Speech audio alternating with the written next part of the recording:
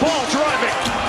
Ball stumbles and scores. Edwards, nice little shoulder fake and got the deuce. LaMelo Ball and Anthony Edwards are now teammates. The Minnesota Timberwolves traded for the same point guard the league spent 5 years insisting could never anchor a real contender, and paired him with one of the most explosive scorers alive. The question isn't whether it's a bold move. Everyone agrees on that. The question is whether it's a genius one or a disaster waiting to happen, and the answer might depend entirely on something nobody in this trade can actually control. We got the coach, we got Ant-Man. Yeah.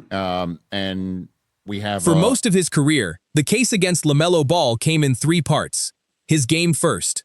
Too loose. Too improvisational. A player who could drop 30 points in an empty building and still lose by 20. His body second.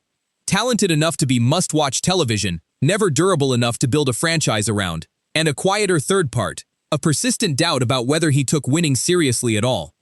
Drafted 3rd overall in 2020, 1 pick after Edwards went first, Ball spent 6 seasons in Charlotte, 1 All-Star selection. Not a single playoff series win. Every lopsided loss got filed away as confirmation. Fun to watch, not winning basketball. The Pistons' runs didn't give them a win tonight, and you guys hold on for this one. Coach said I have. Here's the number that actually explains most of it, though. Between 2022 and 2025, across 3 full seasons, LaMelo Ball played in 105 total games. Barely 40% of the basketball available to him. And whenever he sat, Charlotte didn't just lose more. The team collapsed entirely. So the real question was never his talent. Nobody who watched him seriously doubted the talent. The question was whether the league would ever see the version of him that stayed on the floor long enough to prove it. Last season, it finally happened. 72 games. His healthiest year since his 2nd season in the league. 20.1 points a night. 7.1 assists. 4.8 rebounds. Just under 37% from 3, on a volume most guards wouldn't attempt, and it showed up in the standings in a way that was almost impossible to explain away. 19 wins the year before. 44 wins last season, a 25-game swing, built largely around one player finally staying upright.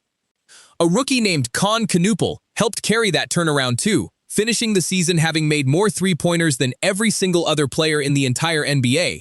Not just rookies, everyone. And for 1 full year, Charlotte had 2 players who could shoot the eyes out of a game running the same offense. This building reopening after 2 summers of renovations, and it looks like a brand new arena. By April, Charlotte had done something the franchise hadn't done in a decade. They were playing basketball that mattered. They earned a play-in matchup against Miami with a trip to the actual playoffs on the line, and it went to overtime. With under 5 seconds left, LaMelo Ball drove, absorbed contact, and banked in the layup that sent Charlotte to its first postseason win since 2016. Not a moral victory, an actual, franchise-altering win, delivered by the exact player the league had spent years insisting couldn't be trusted in a moment like that. Then Orlando happened. 3 days later, in the elimination game for the final playoff spot, Charlotte simply never showed up. Orlando led by 31 points at halftime, the largest halftime lead in the 7-year history of the play-in tournament format. The final margin held at 31, not a competitive loss, a structural collapse, on the league's biggest stage, in front of every front office deciding what to do with this roster over the summer. Here's where the timing gets brutal for Charlotte.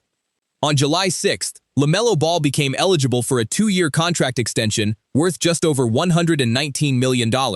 A guy coming off the best, healthiest season of his career, about to get paid like it. By every normal logic of team building, that's the moment you lock a player in. Charlotte let him walk instead. On July 10th, in a complicated 4-team trade involving Brooklyn and Chicago, the Hornets sent Ball to Minnesota. In return, they got veteran big man Naz Reid, a future unprotected first-round pick, several first-round pick swaps, and a stack of second-rounders. Hornets general manager Jeff Peterson didn't frame it as giving up on the season Charlotte just had. He framed it as a front office being honest about where the franchise actually stood, choosing long-term stability over the temporary high of one good year.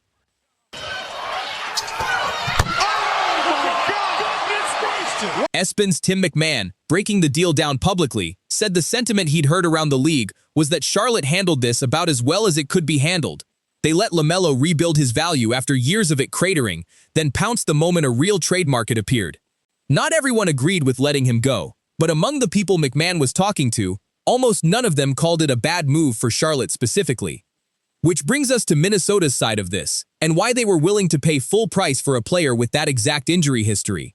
For years, the Timberwolves had one obvious hole in an otherwise loaded roster. Not the absence of a point guard entirely, they'd had serviceable ball handlers, but the absence of a real, high-level creator who could take pressure off Anthony Edwards possession after possession.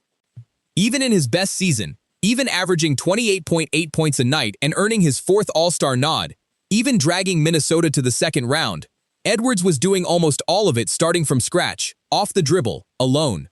Timberwolves coach Chris Finch didn't dance around it after the trade became official. He acknowledged the critiques of Ball's shot selection directly and said the team would ask him to clean it up.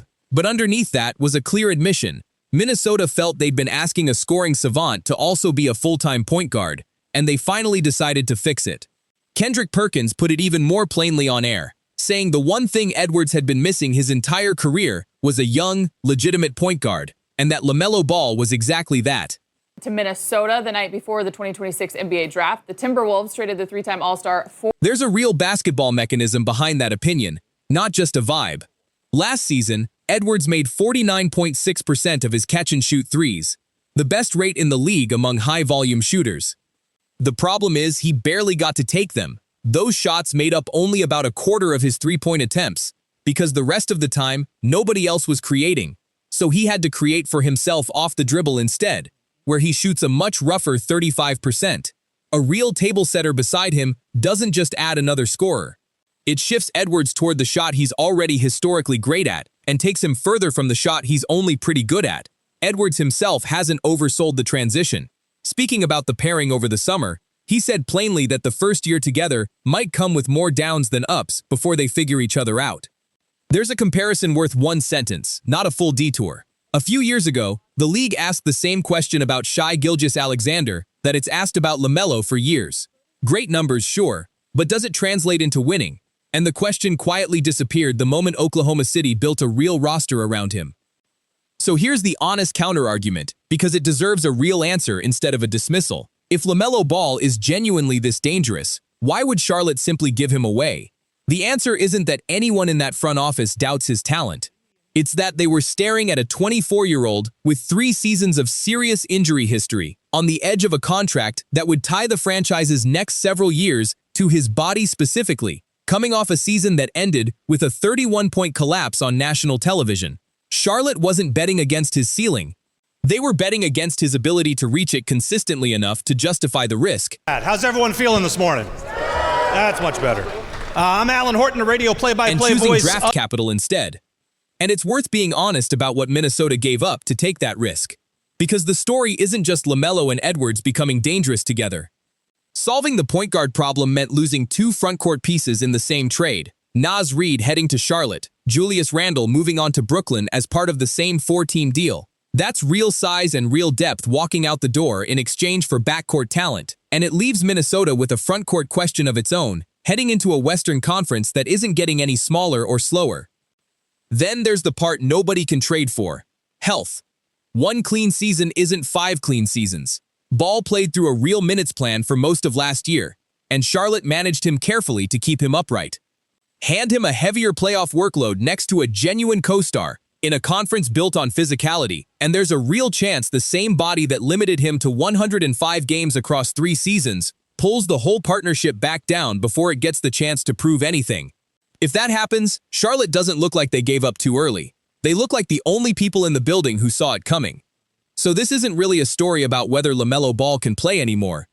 Last season answered that. It's a story about whether Minnesota's bet on continuity holds up against a body that's never gone more than 1 healthy season in a row, on a roster that just traded away real size to make room for him. If the health holds, this stops being an off-season storyline and becomes an actual problem the rest of the West has to sit in a film room and solve.